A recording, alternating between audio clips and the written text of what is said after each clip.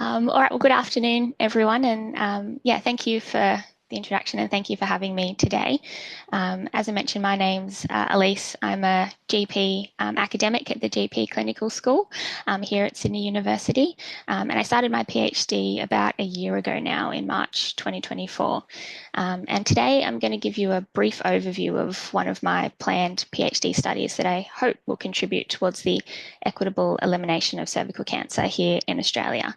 And I have a wonderful supervisory team, as you can see on the slide there, consisting of Professor Melissa Kang, Professor Deborah Bateson, Professor Claire Vidic, and also Professor Alison Brand, who are guiding me on this journey. So I'm very fortunate to have a wonderful team behind me.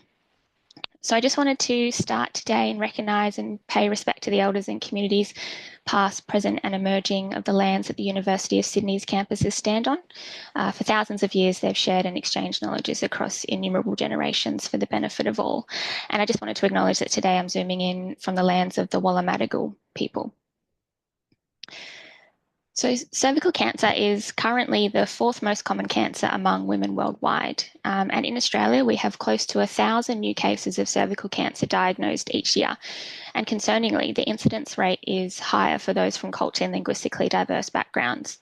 But cervical cancer is both preventable and curable if it's detected early and adequately treated, because we know that almost all cases of cervical cancer are caused by persistent infection of the cervix with HPV by this process that I've depicted in the flowchart on the slide here.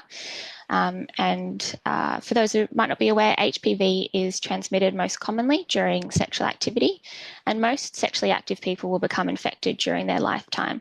But for the majority of people, they won't have any symptoms and their immune system will clear the infection without any issues. But for some people, the infection persists, and this can lead to precancerous changes of the cervix and eventually lead on to invasive cervical cancer. But effective interventions have been developed that target different stages of this process and include vaccination against HPV infection, cervical screening to test for HPV infection and pick up any changes to the cervix, and clinical pathways to diagnose and treat any precancer or cervical cancer. And in 2020, the World Health Organization launched a global strategy to eliminate cervical cancer and proposed 3 targets to be met by 2030. Firstly, that 90% of girls had completed HPV vaccination by 15 years. Secondly, that 70% of women are screened with an HPV test at least twice in their lifetime. And thirdly, that 90% of women receive appropriate treatment for identified cervical disease. And Australia has actually also developed its own elimination strategy, which is a bit more specific and targeted to the Australian setting as well. So if we take a little bit of a closer look and see how Australia is currently doing with these targets.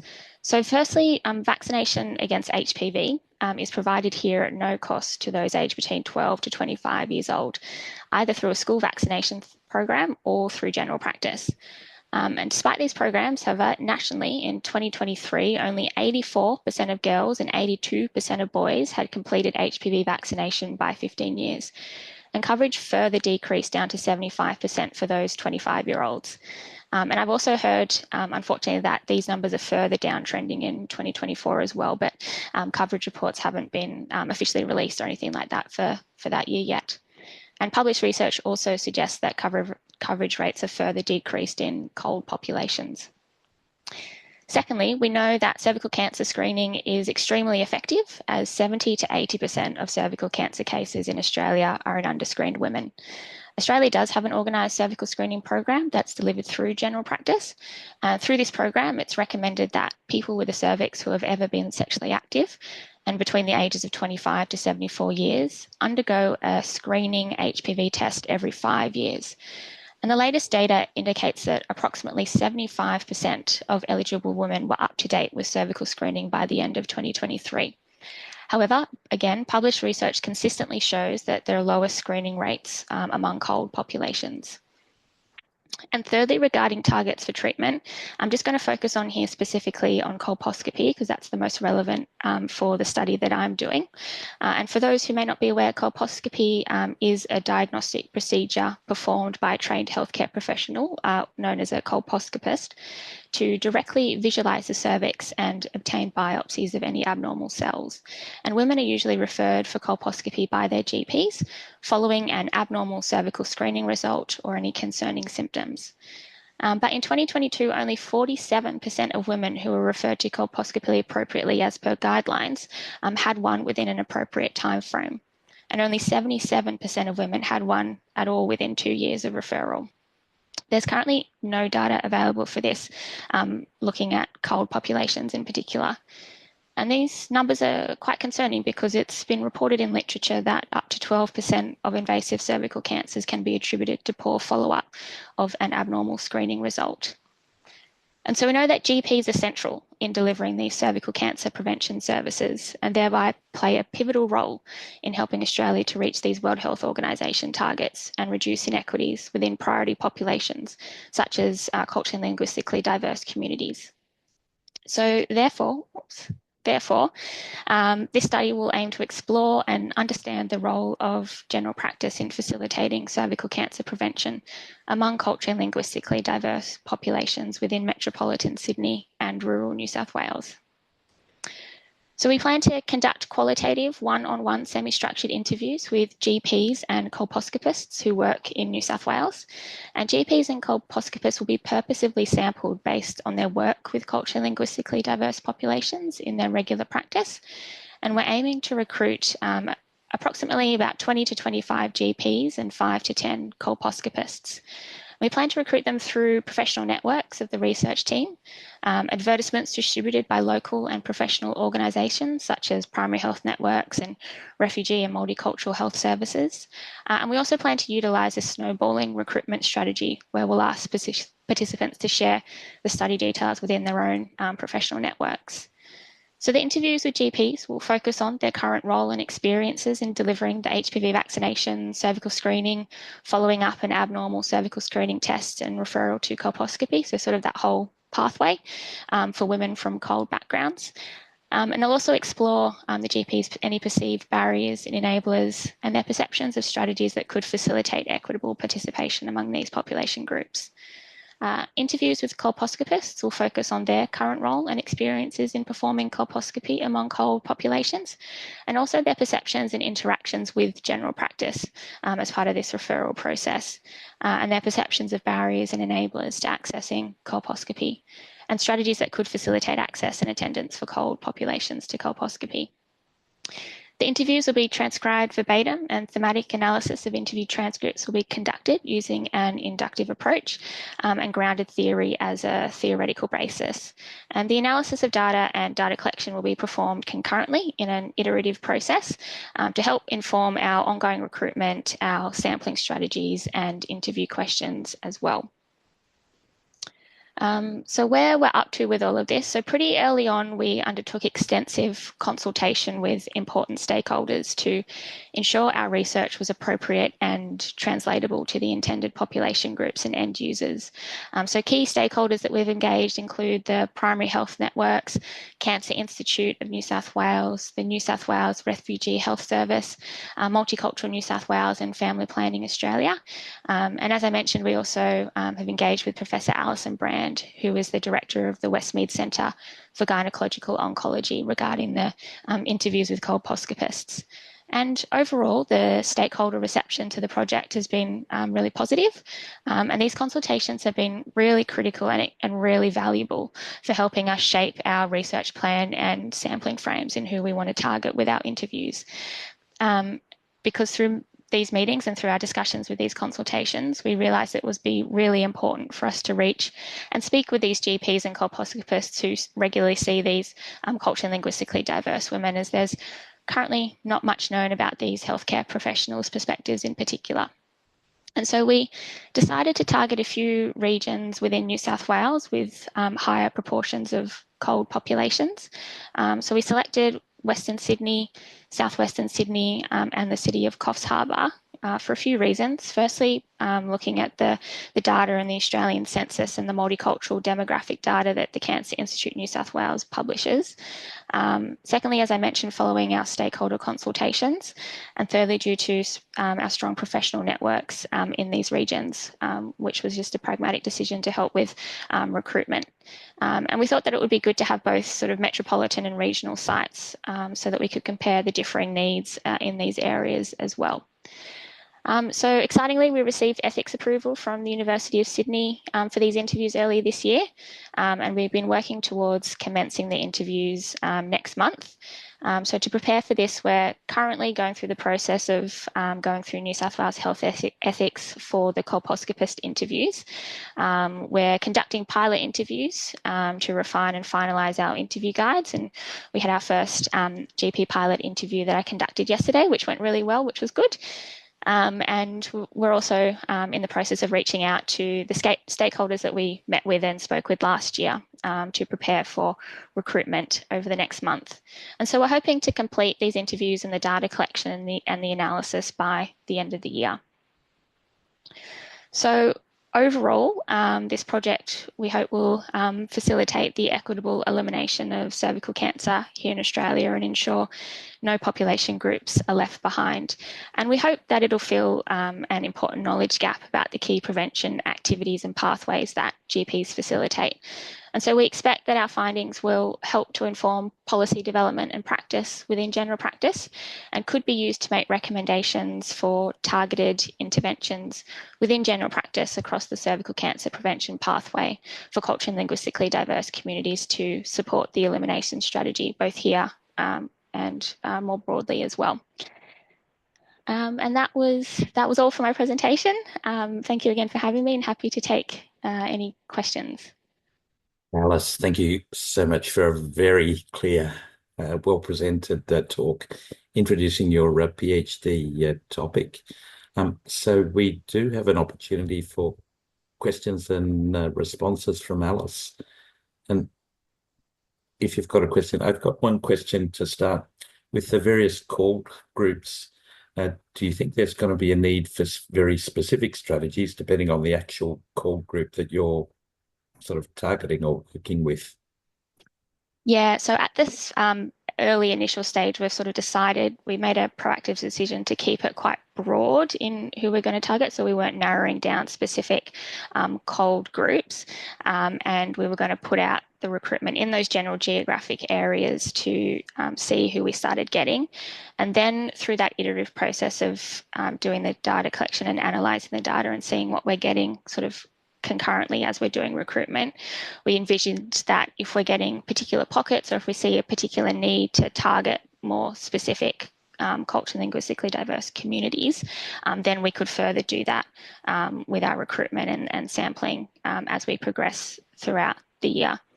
But we're very conscious that COLD is quite a heterogeneous group, and different communities have different barriers and challenges and things like that. So that is one of the things that we're going to be looking out for as we analyse the data as we go.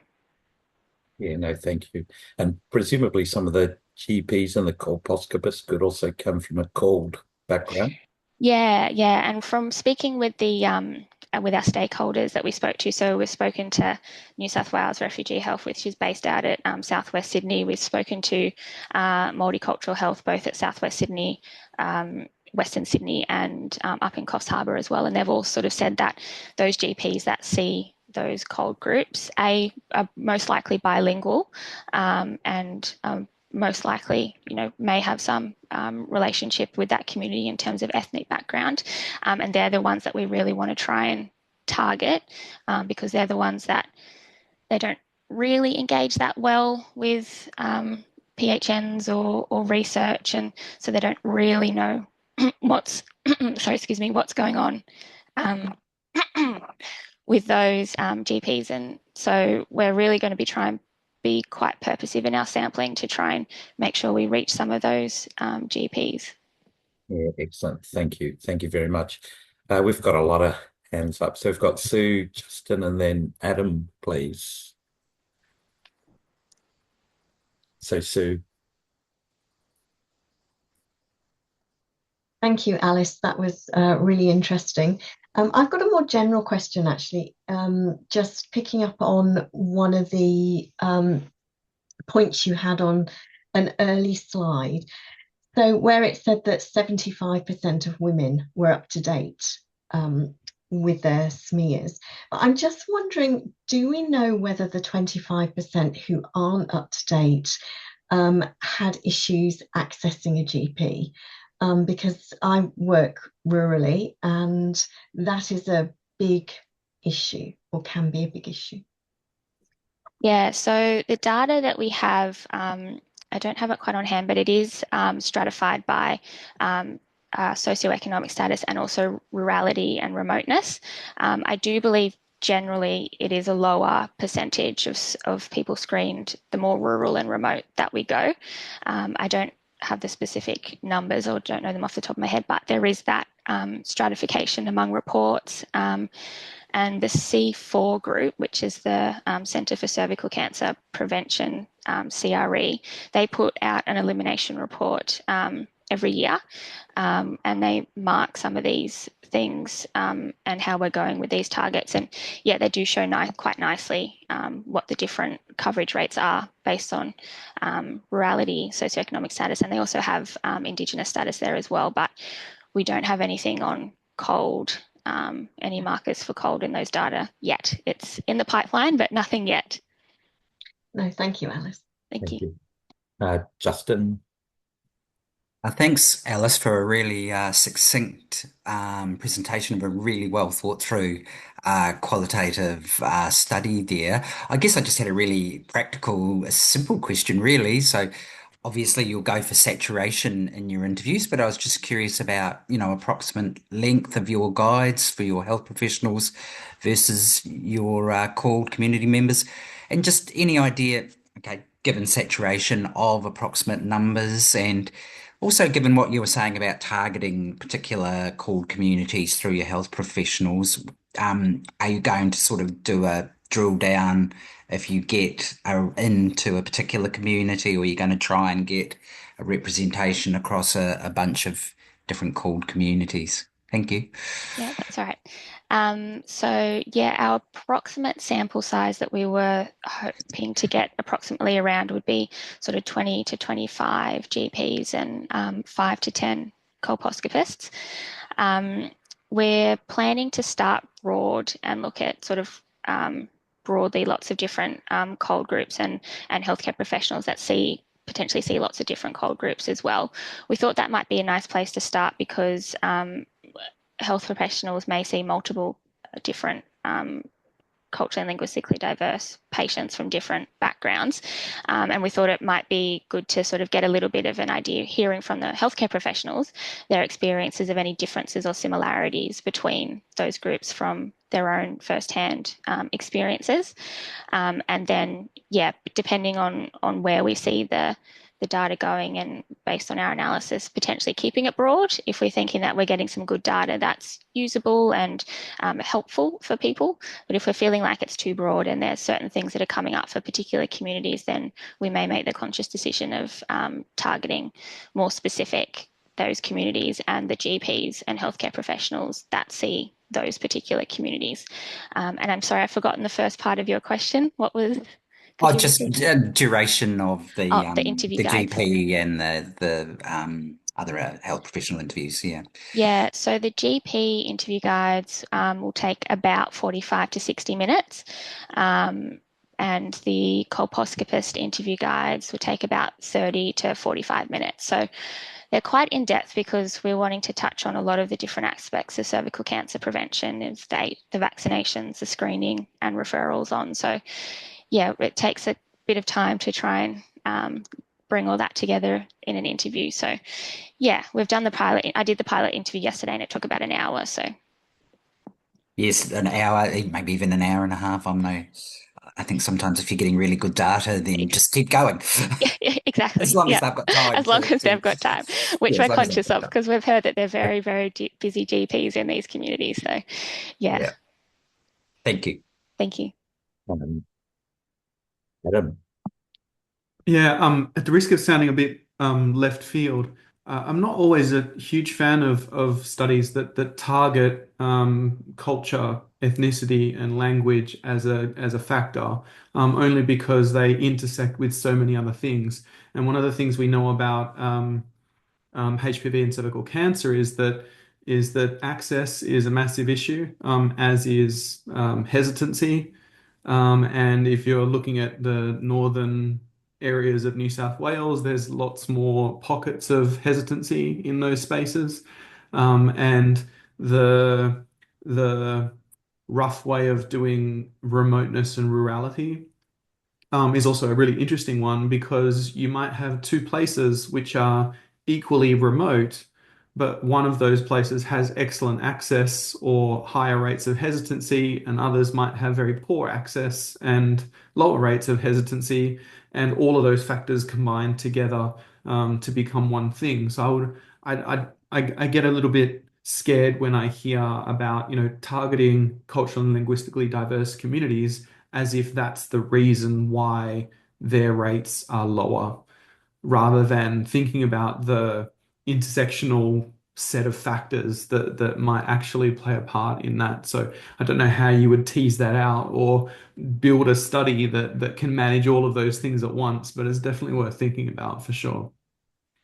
Yeah, thank you. Yeah, we are conscious of the fact that there is a lot of intersectionality between these groups. And there's at the moment a big sort of data linkage project that's going on to try and tease out from a quantitative perspective, what these rates are in different areas and across different groups, and intersectionality between these groups as well. So, from a pragmatic perspective, we couldn't sort of reach everywhere in the time and resources that we have. So we had to sort of choose something to try and target on, and culturally and linguistically diverse is one of the priority populations that's mentioned in the elimination strategy for Australia. So that's kind of where we went. But we are aware that, there is a lot of nuance to it, and there's a lot of different factors, not just ethnic background, that influence people's access to these services and engaging with these activities. And we're hoping that we may get a little bit of insight from that by speaking to the healthcare professionals who might have a bit of insight into that.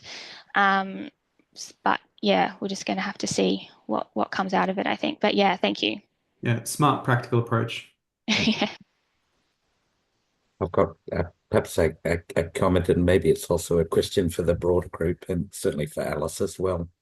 I was at a presentation the other day also talking about qualitative research, and the plan was to use AI to support the analysis of the transcript data. So any views from you, or actually anyone online, in relation to the use of AI to help support the interpretation of the transcript data? I haven't had any experience using it to support the interpretation of it. And the plan for my plan would be I would, and my supervisors would be doing the coding and the analysis of the transcripts manually. But I have had experience using AI transcription services for recorded interviews. And I've used MS Stream before, which actually gives you quite a good transcription. But that's about my experience with it. Thanks, Allyce. There was a thing many, many years ago where people decided to use this particular tool, and I'm forgetting the name at the moment, where they would draw thematic maps where it would analyze the text from lots of interviews or documents, and then they would turn it into what looked like a really slick, pretty output. And as someone who's been doing language models before people knew they existed, I was always a bit wary of this text analysis software and its validity. But no doubt there'll be a lot more of them now. And Justin, qualitative expert. Yeah, I just wanted to say over the years, there have been sort of many versions of this. So, in the early days when the computer, the computer assisted text analysis, because we used to do it by hand before that. So, the very early versions of those text analyzing programs, people used to think that that would do the analysis for you. But as we all know, ultimately, and as Adam's just given another example, a more recent example, when it comes right down to it, human beings and their imagination and also their systematic, rational thought processes, and the way those two things have to come together in a really special way for qualitative analysis and thematic analysis, always kind of trumps ultimately the technology. But AI is incredibly good at summarizing stuff. So I think we're going to find that there will be parts that AI will be able to do probably much more efficiently and more quickly than us. But ultimately, when you want that feel of the whole data set really only human beings can kind of do that in a way still so far, but we'll see what happens in the future. I mean, things are developing so quickly in that area. We might find that we might even have equals with AI there before very long. But there is something uniquely human about analysing these large qualitative data sets, looking for themes and patterns that I don't think AI is quite there yet. Anyway. I'm a little bit scared that AI, all of the things that you just suggested, Justin, AI can actually do quite well now, which is a little bit worrying. But to be fair, I'm actually 100% with you that there's no replacement for spending the time to actually go through this stuff for yourself. And it may not have anything to do with what the output of it is. It actually comes down to what it is that you as the researcher are interested in understanding and learning, and what you're going to be able to then use and apply in the future. So regardless of whether or not you could produce just as good a piece of research at the end of it using AI, you won't have developed the skills and expertise and sense of fulfillment that you do when you're actually working through it. Hmm. Anyway, that's a very philosophical discussion for another day. Allyce, once again, I'd like to thank you for an excellent presentation. Thank you for sharing your early PhD work. We wish you well for this qualitative work this year, and also projects arising from this for the latter parts of your PhD. But really well done on your presentation today, and thank you very much. Excellent Thank you. work. Thank you. And thank you again for having me. It was a wonderful opportunity. So thank you. It's a pleasure.